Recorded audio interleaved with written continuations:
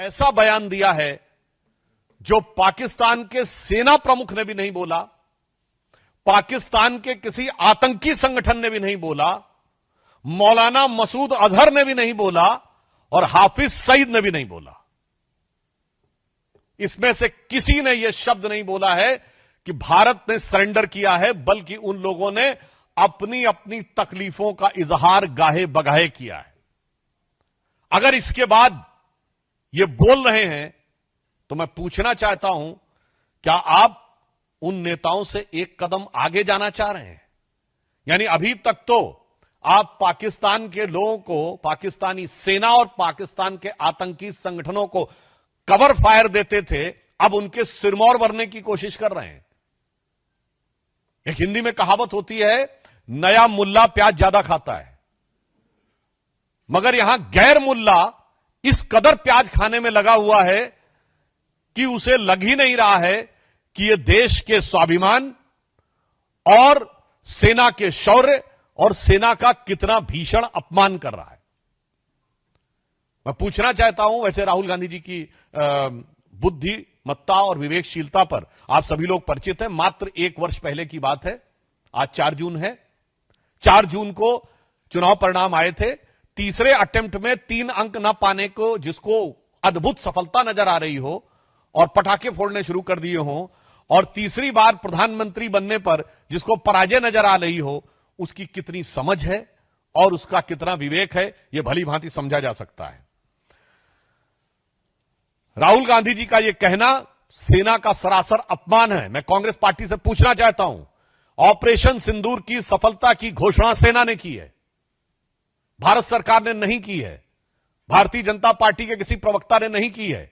जैसे आपके प्रवक्ता अब अचानक सोकर जागने लगे, अपने जमाने क्या क्या बातें बोले, तो मैं पूछना चाहता हूं, आपने सरेंडर शब्द यूज करके सेना का अपमान किया है या नहीं?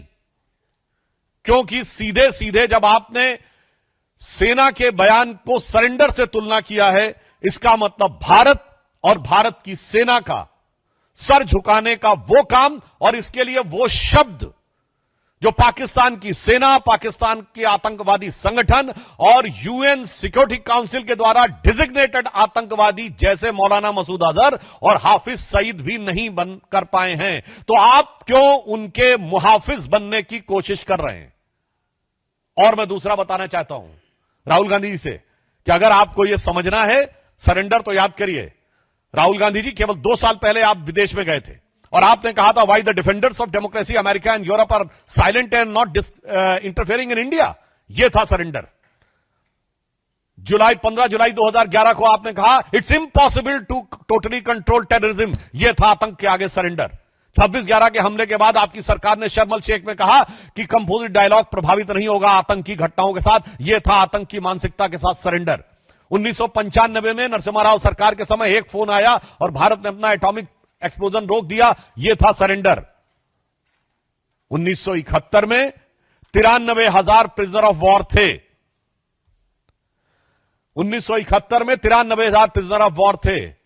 फिर भी पीओके क्यों सरेंडर कर दिया? छंब का 160 किलोमीटर का एरिया जीता हुआ क्यों सरेंडर कर दिया? 13,000 किलोमीटर पाकिस्तान के पंजाब और सिंध का जीता हुआ क्यों सरेंडर कर दिया? 54 हमारे सैनिकों को वापस नहीं लिया, उन्हें क्यों सरेंडर कर दिया? 1965 में जीता हुआ हाजीपीर का दर्रा सरेंडर कर दिया। लाहौर से 20 किलोमीटर दूर तक सेना पहुंच गई थी, वो सरेंडर कर दिया। 62 में तो क्या क्या सरेंडर कर दिया। 19 नवंबर 1962 को जवाहरलाल नेहरू का कैनेडी को लिखा गया लेटर है, जिसमें उन्होंने सीधे कहा है कि अमेरिका आकर अमेरिकन पायलट्स हमारी एयरफोर्स को संभाले, जो 2010 में डिक्लासिफाइड हुआ है कैनेडी लाइब्रेरी के द्वारा। 1960 में सिंधु का 80% पानी सरेंडर कर दिया। 1948 में आपने कश्मीर का एक हिस्सा सरेंडर कर दिया। 1947 में मुस्लिम लीग के आगे 1/3 सरेंडर कर दिया। तो राहुल गांधी जी, आपकी पार्टी और आपके खानदान के कारनामे आजाद हिंदुस्तान के कैलेंडरों में सरेंडर से भरे पड़े हैं।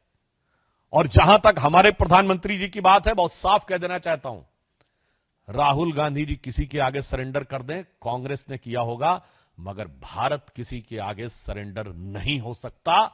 हम विश्व की एकमात्र ऐसी सभ्यता हैं जो हजारों सालों के आक्रमण के बाद भी आज जीवंत हैं, जिसे आप मानने को तैयार नहीं हैं। हमारे प्रधानमंत्री श्री नरेंद्र मोदी भारत माता के उस शेर की तरह हैं। आपको पता होगा, एक संस्कृत का वाक्य है, नाभिषेको न संस्कारो सिंहस्य क्रियते मृगा विक्रमार्जित राजस्य स्वयं मृगेंद्रता। मृगेंद्र शेर के लिए होता है और उसके अंदर स्वयं वो क्षमता होती है।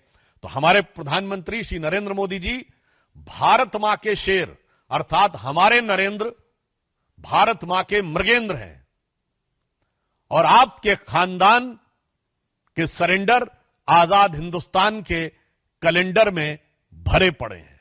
इसीलिए मैं राहुल गांधी जी के लिए यह पंक्ति कहकर समाप्त करना चाहता हूं कि आदतन फितरतन शरारतन, व्याकुलता के कारण या कुटिलता के कारण आप प्रधानमंत्री के खिलाफ बोलिए, भारत सरकार के खिलाफ बोलिए,